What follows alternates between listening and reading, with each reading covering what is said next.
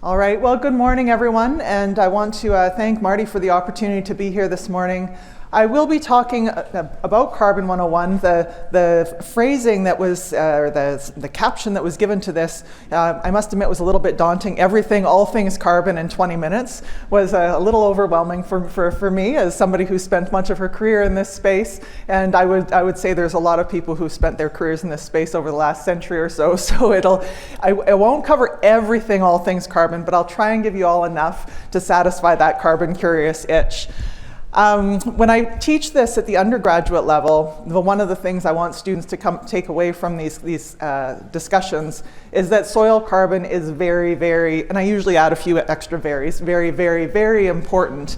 And so that would be one of my first takeaways that I'll try and cover today. The other piece I'll mention, I know we've got a really diverse audience here today in terms of background, in terms of knowledge background in this space.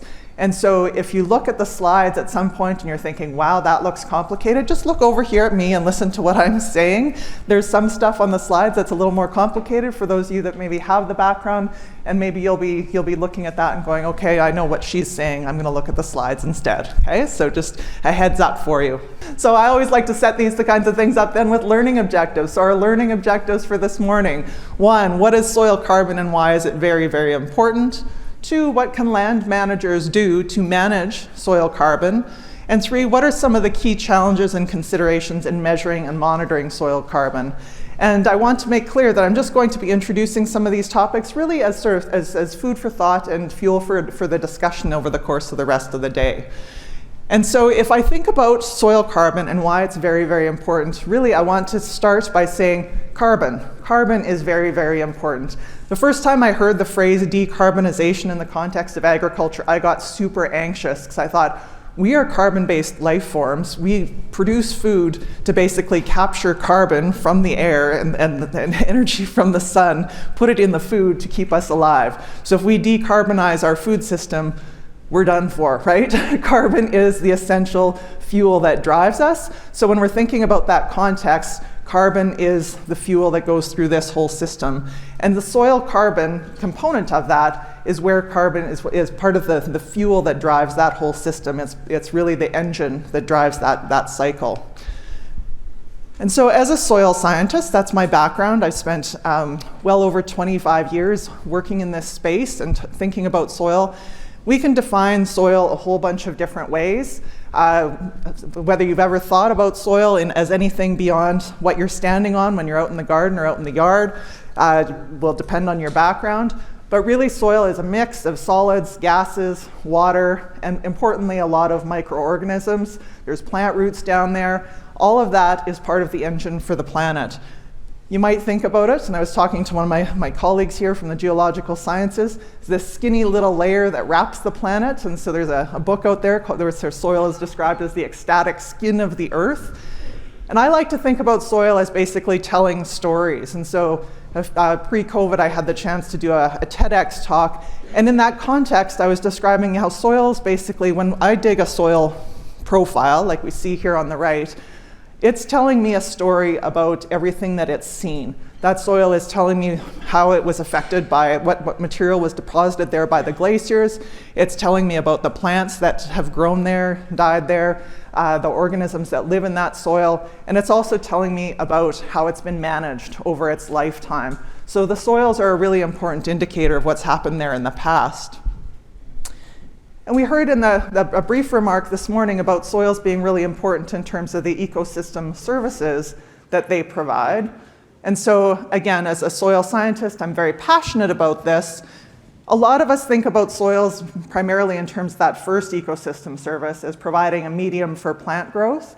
But soils are also really important in terms of regulating the flow of water. So when water falls from the sky or when snow is melting, soils are what determines, does that water run off? Does it infiltrate so that it can actually provide support for the plants? And how the soil is managed will affect that. And it also serves as an environmental reactor. And this is a key piece as we get into this conversation about carbon, because soil is really the engine of the global carbon cycle. Okay, so when I say soil carbon is very, very important, I mean it in the context of soil is how carbon cycles through from the atmosphere, goes into the plants, but it doesn't, from the plants, it's not like everything goes straight into the plants and back out to the atmosphere. It goes down into the soil, fuels the microorganisms that turn, do nutrient cycling, and then after some transformation comes back out. And it's that cycling that really makes soil so important as a mediator of what's happening in the planet. And so when you think about these roles that soils play, soil health, we heard mentioned this morning, soil health is fundamental to ecosystem health. So if soils are affecting plant growth, if soils are affecting how water moves across and through the ecosystem, if soils are affecting global carbon and nitrogen cycles, then a healthy soil that can do all of those things is absolutely essential to ecosystem health. Stay with me, I'm gonna keep going with this thread. So we've talked about soils being important, we've talked about their ecosystem services. Healthy soils are important to carry out these ecosystem services. So what is soil health? Okay, so we define soil health as the continued capacity of a soil to function as an ecosystem. So basically, a healthy soil can do its thing. And so what a healthy soil looks like is it can vary. So a healthy soil here, right on the Whitecap First Nation, the soils here are quite sandy. Their capacity is quite different than you might see in a healthy soil at Cumberland House, for example. Very different in terms of the soil compositions and the local climate, and that function then will vary. But a healthy soil is operating at its local optimum. And so soils inherently differ, but their respective health can still be optimized. And so when we think about a healthy soil, if we want a healthy soil that can do those ecosystem services and make sure that the soils are so important, if we want to know if it's healthy, there's a bunch of things that we measure. And so we measure things like carbon and nutrient. We measure how acidic or basic the soil is. We measure its texture, its aggregate stability, how well it sticks together instead of little individual particles, how well it sticks together in clumps, how much water it holds, the amount of protein or nitrogen that's available within it, things like soil respiration, how active are the microorganisms in there. And this list of soil health indicators was put together by one of my colleagues in the College of Agriculture and Bioresources who works a lot in this space. And she was looking at a list of indicators that worked well for Saskatchewan. There'd been a lot of work done on this in other places. And for those of you that are less familiar with soils, I will let you know that of these, there's 1, 2, 3, 4, 5, 6, 7, 8, 9 soil health indicators on this list. Only one of them is not either directly or indirectly influenced by soil carbon content in the soil. The rest of these, 8 out of 9, are directly or indirectly influenced by the soil carbon content of the soil, including things like how much water the soil holds or aggregate stability, because soil carbon also acts as a glue. It sticks together the individual soil particles so they can't blow away in wind erosion. It sticks them together into clumps so that water can infiltrate better. It makes a healthier environment for the soil microorganisms to survive. So when folks ask me, well, if I could only measure one thing as an indicator for soil health, I would say soil carbon, okay? So soil carbon, very, very, very, very, very, very important in and of itself. So carbon credits, very important, great discussion, and I'm excited for the day ahead. But even for its own sake, soil carbon is, putting more carbon into the soil is a worthwhile endeavor. Okay, so a couple pictures here of the carbon cycle. Key thing I want to emphasize. So for those of you who haven't thought about photosynthesis since high school, okay, photosynthesis is how carbon gets out of the atmosphere and into the terrestrial system. Okay, so basically the sun, our source and source of all energy, that solar energy comes in, combines with the carbon dioxide that is naturally present in our atmosphere. There's a reaction that takes place in plants, and that carbon is captured as sugars in the plants. And then those plants themselves That carbon, some of the carbon is in the above ground part of the plant, some of the carbon is in the below ground part of the plant. Either way, when the plant dies, the parts of that plant that are left in the field or in the forest or what have you, that carbon is returned to the soil. The microorganisms munch that up. In that process, they will naturally release carbon dioxide back to the atmosphere. This isn't a bad thing. This is how microorganisms have been operating for thousands and thousands of years, billions of years, depending where you are on the planet. Things got a little quiet here during the glaciation, but we've got the carbon cycle has been happening long before we were here to manage it, and it will be happening long after. So in this context then, we want to keep in mind that the picture on the right is probably the most straightforward if you want to recall one visual. That solar energy is coming in, it's getting captured by the plants, that carbon and then makes its way into the soil, where it is fueling microorganisms that do carbon and nitrogen cycling. It's releasing nutrients that will feed those plants so they can continue to grow. And so that cycle, the cycle aspect of this is an important consideration when we're thinking about carbon credits and we're thinking about this as a management approach, because soil is really, it's a conduit for soil energy. This is not something that just goes in and sits there. So when we think about carbon and we think about carbon sequestration and carbon storage, we're really at any given moment in time, we're just looking at a snapshot of carbon, because carbon is constantly moving through the soil. And so soil carbon is, this is Henry Jansen, he's a scientist at Ag Canada, has a very poetic way of writing about soil carbon. So lots of words here. Bottom line, if we think about soils as a conduit for energy, at any given point in time, there's a bunch of carbon going into the soil as a function of that photosynthesis and decomposition process. There's a bunch of carbon that is exiting the soil as CO2. And what we're really striving for when we think about trying to get more carbon into the soil is a net gain in the amount of carbon that's in the soil. And so I know I've got a lot of bankers and finance people in the room, so I'm going to put this in terms that you'll appreciate. Okay, if at any given point in time we look at my bank account and it's got $10 in it, you might be, okay, this lady doesn't manage her money all that well, but it doesn't tell you how much money has gone into and out of that bank account. Okay, I might be bringing in $1 million a day and spending $1 million less $10 in that same day. There could be this really incredible flux going through. All you're seeing is that moment in time.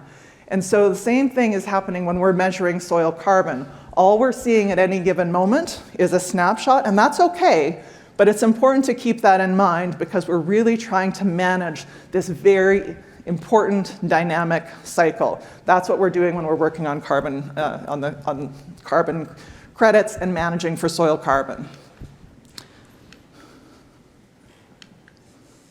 Hello, my thing's frozen again.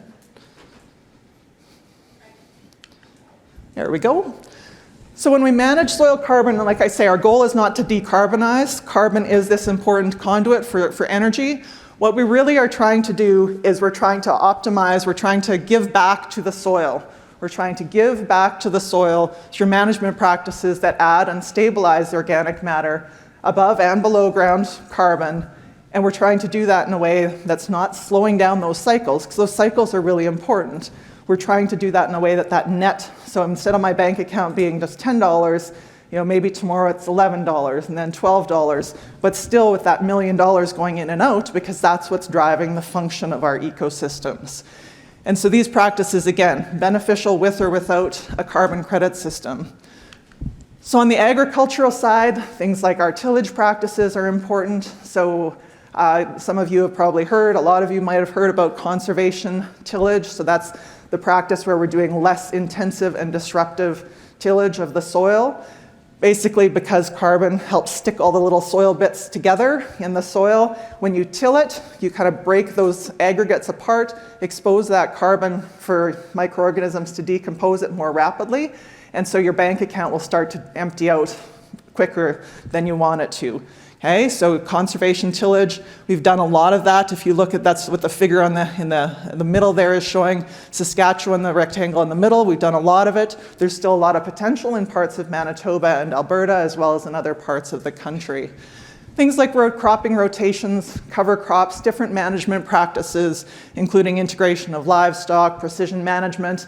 I could do a whole weekend workshop on that. I won't go into it in great detail, but when you hear about things like regenerative agriculture, sustainable agriculture, conservation tillage, a lot of those same practices are important for that carbon sequestration piece. And importantly, they were adopted back in the 80s primarily because of their benefits for soil health, not because there was a carbon credit system in place at the time. They reduced the risk of erosion, and they put more carbon into the soil, which allowed the soils to retain more water and have more nutrients. So there's all kinds of side perks of these things that were coming from that. And the best of these practices will be beneficial in their own right.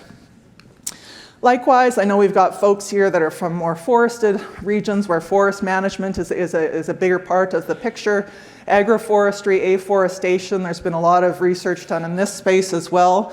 And so, I said at the outset that we are all carbon creatures. So if we think about a tree, 50% of a tree's dry biomass, when you take out all the water, is carbon. And about 20% of that dry biomass is below ground in the roots. So trees do capture a huge amount of carbon in and of themselves, above ground and below ground, and then that's all still while they're living. Then when those trees die and decompose, that carbon is staying in the soil, becomes part of that carbon soil cycle.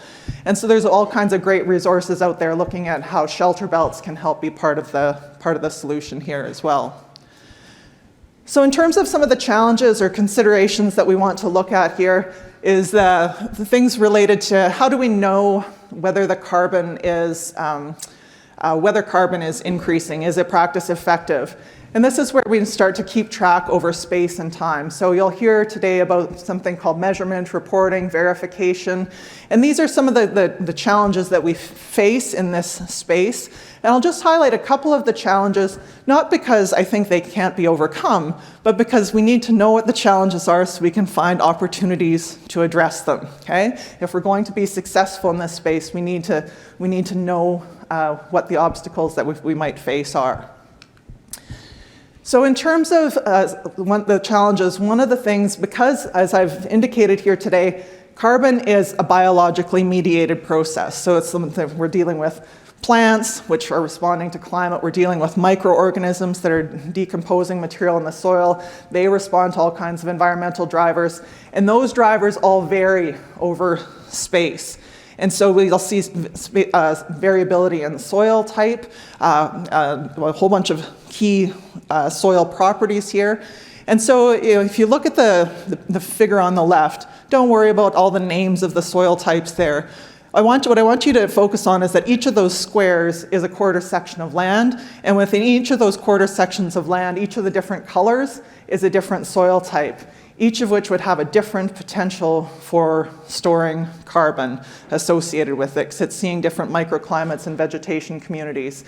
And then even at a smaller scale, there's going to be variability where this part of the soil, right adjacent to plants is maybe the particular type of plant has a different response than over here. So there's a lot of spatial variability that we need to be able to account for. So we need extra information, a lot of information, and there's tools being developed on the daily right now, and we'll hear a little bit more about some of the approaches we can use to account for this spatial variability later today. There's also temporal variability, and this is one of the ones where we're really looking to, I think we'll be needing to lean on some of our actuarial scientists, right, statisticians, to really understand how we're going to address some of the time-related variability. Because we know from where we do have long-term data sets that soil carbon also follows fluctuations in climate. And so there have been, occasionally people get really excited saying, oh, well, I measured this field that had been under conservation tillage and the carbon change isn't what I thought it would be. Well, it turns out that you're measuring it right after a summer like 2021 where we had a lot of crop failure because of drought. And as a consequence, that year we didn't put a bunch of carbon back, right? The bank account, we were drawing more out than we were putting in. And that was the year that we were in, and that's okay. So we don't need to fuss about all of that, but we do need to be aware of those temporal signals, and the more data we have, the more readily we'll be able to account for that temporal variability. We have the tools, we use it in things like crop insurance and so on, we just need to translate them into this space. Okay, so the last thing I just want to comment on is something called additionality. And so when we think about additionality, that's the challenge associated with practices that are reflecting an increase in carbon relative to some sort of baseline measurement. It's one of the challenges that we face here in Saskatchewan, where we had conservation tillage widely adopted, for example, in the 80s. And so how do we account for that when we're thinking about additionality? We've got a lot of early adopters who might not get credit, depending when you set your baseline year. And so we want to think about that when we're thinking about carbon credit systems.